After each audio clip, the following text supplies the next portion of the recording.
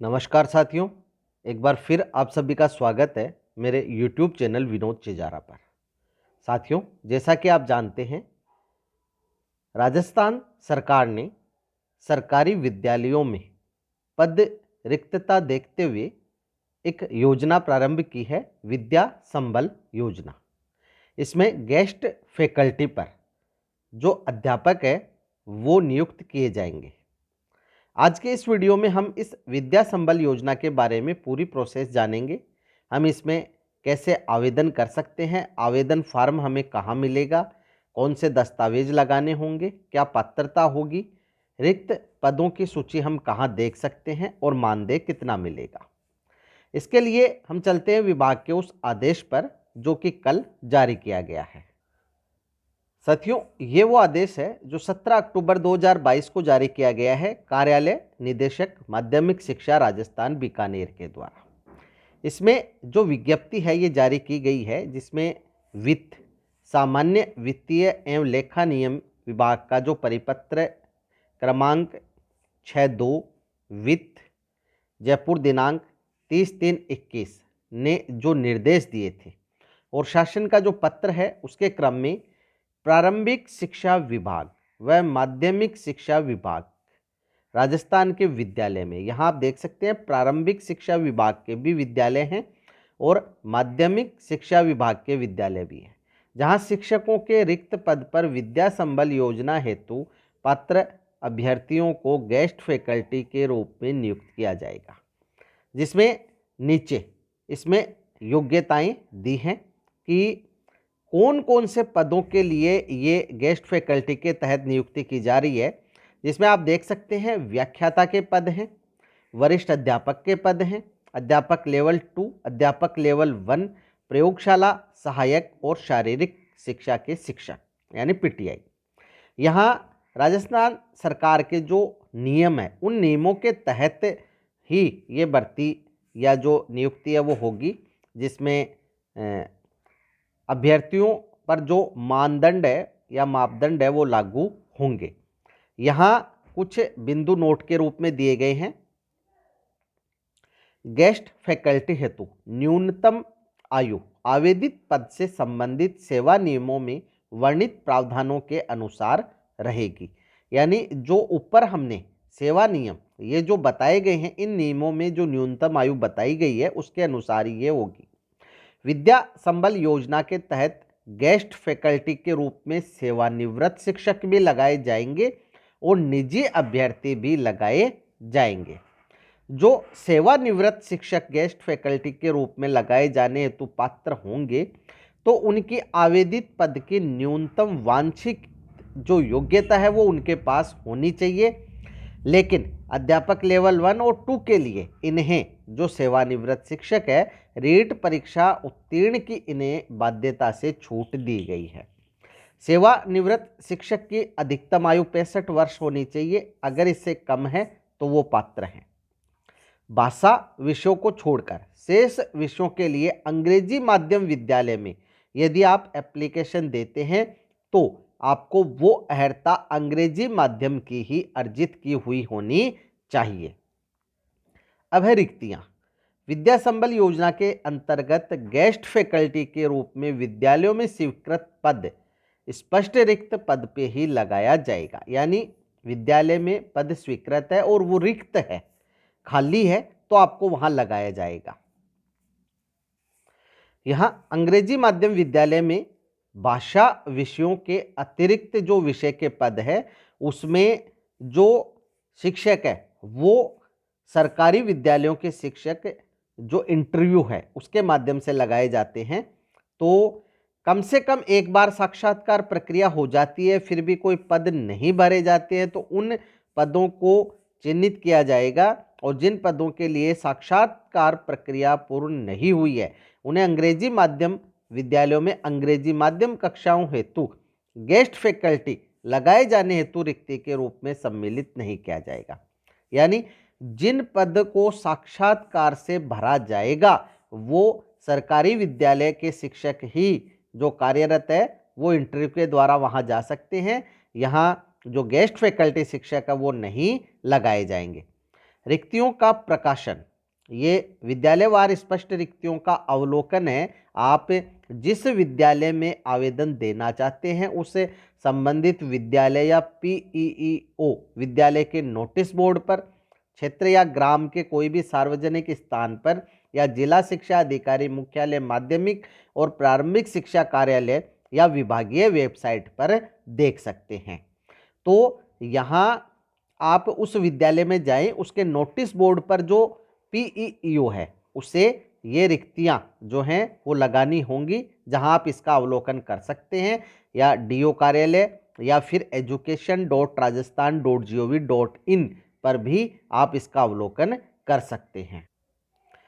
इसके बाद आवेदन की क्या प्रक्रिया होगी, तो किसी भी पद हेतु 65 वर्ष तक की आयु के सेवानिवृत्त शिक्षक या निजी अभ्यर्थी हैं, वो उस पद की पात्रता रखते हैं तो पूर्ण रूप से भरा हुआ आवेदन पत्र, जो कि इस फॉर्म में ही दिया गया है आदेश में, आप वीडियो के डिस्क्रिप्शन से भी इसे डाउनलोड कर सकते हैं, उसमें मैं इसका लिंक दे दूंगा।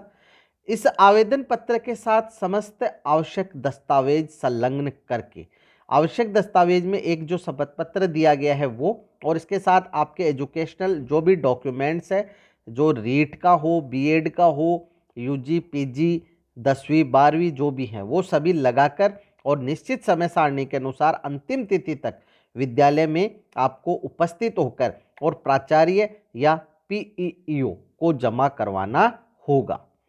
अब जो भी फॉर्म आ जाएंगे उनकी वरीयता का निर्धारण कैसे होगा, तो आवेदन पत्रों की जांच के बाद जो है विद्यालय वार जो रिक्त पद हैं या सूची है उसका प्रकाशन पीओ करेगा।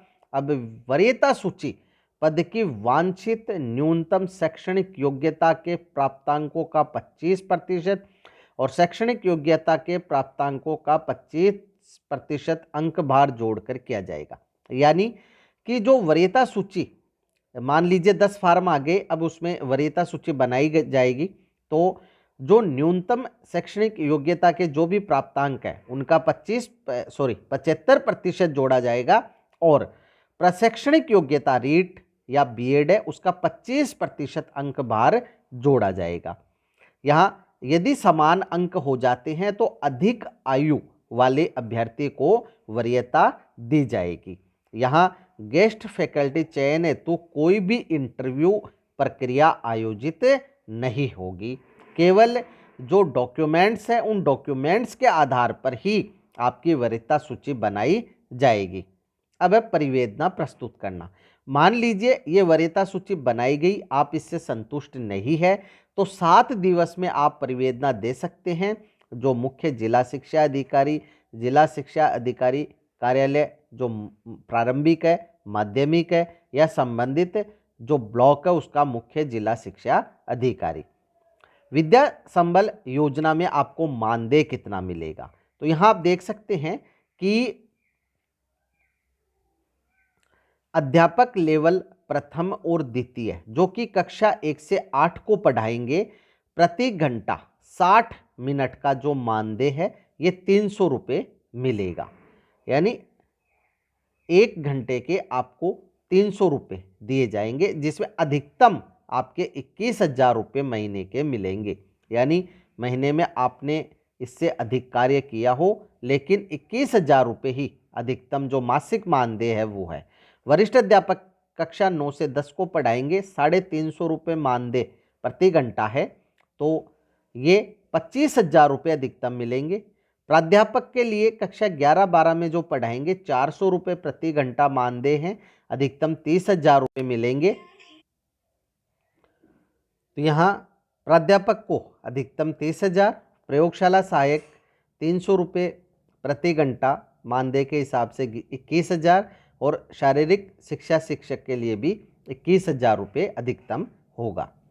अब यहाँ जो अन्य शर्तें हैं जिसमें चयनित अभ्यर्थी है उसको गेस्ट फैकल्टी के पद पर लगाए जाने हेतु जो प्रस्ताव दिया है 7 दिन में सहमति प्रदान करनी होगी और नियत समय पे दिनांक व समय को वे कार्य करने के लिए उपस्थित होंगे। यदि निर्धारित अंतिम तिथि तक सहमति नहीं देते हैं, उपस्थित नहीं होते हैं, तो वरीयता सूची में जो अगला अभ्यर्थी है उसको गेस्ट फैकल्टी के रूप में लगाया जा सकेगा। गेस्ट फैकल्टी के रूप में सत्रांत यानी सत्र के अंत में या नियमित प्रक्रिया से जब भी कोई पद भरा जाएगा तब तक के लिए ही वो कार्यरत रहेंगे, उसके बाद उन्हें हटा दिया जाएगा। इसी प्रकार गेस्ट फैकल्टी के रूप में लगाए गए निजी अभ्यर्थी या सेवानिवृत्त शिक्षक को उन्हीं दिशा निर्देशों के अधीन रखा जाएगा जो कि वित्त विभाग ने 30/3/21 में जारी किए थे। तो 30/3/21 का आदेश भी एक बार पढ़ लें। यहाँ अगर पीओ या प्राचार्य को ऐसा लगता है कि अध्यापक है वो उसकी कार्यकुशलता सही नहीं है, दुराचरण है, अनियमितता है, कार्य से अनुपस्थित है, तो इस दिशा में वो उन्हें हटा भी सकते हैं। अब यहाँ आप देख सकते हैं कि 1/11/2021 को ये विज्ञापन और खाली पदों का प्रकाशन विद्यालय में कर दिया जाएगा। वहाँ आप जाकर खाली पद देख सकते हैं। 2/11 से 4/11, 2, 3 और 4 3 दिन दिए गए हैं जिसमें विद्यालय समय 10 से 4 का है। उस समय आप जाकर अपना आवेदन है वो प्रस्तुत कर सकते हैं। अब 5/11 को प्राप्त आवेदनों की सूची जो है वो प्रकाशित करेगा विद्यालय। 7/11 को सभी की पात्रता की जांच होगी, वरीयता सूची अस्थायी बनेगी और वो जारी कर दी जाएगी। 9/11 तक उस पर आपत्तियां मांगी जाएंगी। 10/11 को अंतिम स्थायी वरीयता सूची बनाकर प्रकाशित की जाएगी और 11/11 को जो अभ्यर्थी हैं, जो पात्र हैं, उनके मूल दस्तावेजों की जांच कर उन्हें नियुक्ति दी जाएगी, जिसके आदेश है 12/11 को प्रकाशित कर दिए जाएंगे और 19/11 तक उन्हें ज्वाइन करना होगा। इसी फॉर्म में आगे ये आवेदन का प्रारूप दिया गया है जिसमें यहाँ आपको फोटो लगानी है, आवेदक का नाम, पिता का नाम, जिस विद्यालय में आप आवेदन दे रहे हैं उसका नाम, आप किस पद के लिए आवेदन दे रहे हैं उस पद का नाम और आवेदन प्रस्तुत करने की तिथि यहाँ आपको लिखनी है, जन्म तिथि लिखनी है। नीचे जो शैक्षणिक योग्यताएं हैं जिसमें माध्यमिक, उच्च माध्यमिक, स्नातक, अधिस्नातक, कौन से वर्ष में आपने उत्तीर्ण की, कितने प्रतिशत से की, ये सभी फोटोकॉपी आपको इसमें लगानी होगी। प्रशैक्षणिक में बीएड या समकक्ष है, कौन से साल में आपने उत्तीर्ण की, कितने प्रतिशत से, और बीएसटीसी या डीएलईडी, जिसे आजकल डीएलईडी कहते हैं, बीएसटीसी को किस वर्ष कितने प्रतिशत से आपने उत्तीर्ण की, ये भी आप यहाँ लिखें और फोटो प्रति संलग्न करें। वैद्य पात्रता परीक्षा जिसमें रीट आपने उत्तीर्ण की है किस वर्ष में और कितने प्रतिशत से, वो आप यहाँ संलग्न करें। आपके निवास स्थान का स्थायी और वर्तमान पता क्या है वो लिखें, मोबाइल नंबर लिखें। जाति, तो इसमें आपको जाति प्रमाण पत्र भी संलग्न करना होगा अगर आरक्षित वर्ग से आप हैं तो। अन्य कोई जैसे विकलांग, भूतपूर्व सैनिक, विधवा, परित्यक्ता या स्पोर्ट्स पर्सन है तो इसका प्रमाण पत्र भी आपको लगाना होगा। मूल निवास प्रमाण पत्र और चरित्र प्रमाण पत्र जो कि 2 राजपत्रित अधिकारियों के द्वारा बनाए जाएंगे। ये आवेदन पत्र के साथ संलग्नक यानी 12 डॉक्यूमेंट्स की छाया प्रति जो स्वयं प्रमाणित होगी और शपथ पत्र तथा अन्य कोई भी जो आवेदनकर्ता देना चाहे डॉक्यूमेंट्स वो लगाकर यहाँ हस्ताक्षर कर आपको आवेदन पत्र जमा कराना होगा। ये शपथ पत्र है जिसमें श्री आपका नाम, पिताजी का नाम, विभाग में दिनांक को गेस्ट फैकल्टी के रूप में, जैसे शिक्षा विभाग का नाम आ जाएगा यहाँ, तो शिक्षा विभाग या उस स्कूल का नाम आप लिख सकते हैं। उपस्थिति दे रहा हूँ, यह मैंने शिक्षा विभाग या संस्थान द्वारा जारी विज्ञापन के क्रम में आवेदन पत्र प्रस्तुत किया है और मैंने विज्ञापन में वर्णित शर्तों को पढ़ और समझ लिया है और इन शर्तों की पालना हेतु वचनबद्ध हूँ। यह कि मैंने राजस्थान सरकार के वित्त, सामान्य वित्तीय और लेखा नियम के जो परिपत्र 2021 है उसे इस दिनांक को अच्छे से पढ़ लिया है। यह कि मेरे द्वारा आवेदन पत्र में भरी गई समस्त सूचनाएं सत्य है और कोई तथ्य छिपाया नहीं गया है।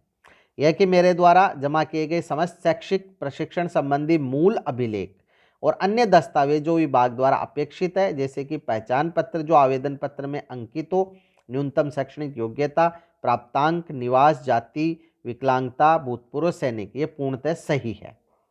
यह कि मेरे द्वारा प्रस्तुत किए गए समस्त मूल अभिलेख अन्य सूचनाएं यदि जांच के दौरान कूटरचित हो, फर्जी हो, गलत हो तो मुझे गेस्ट फैकल्टी से निर्मुक्त कर दिया जाए। जिला स्तरीय समिति के एम्पेलमेंट से निर्मुक्त करते हुए मेरे विरुद्ध नियमानुसार विधिक कार्यवाही भी मुझे स्वीकार होगी। इसके लिए किसी भी न्यायालय में मैं वाद दायर नहीं करूँगा।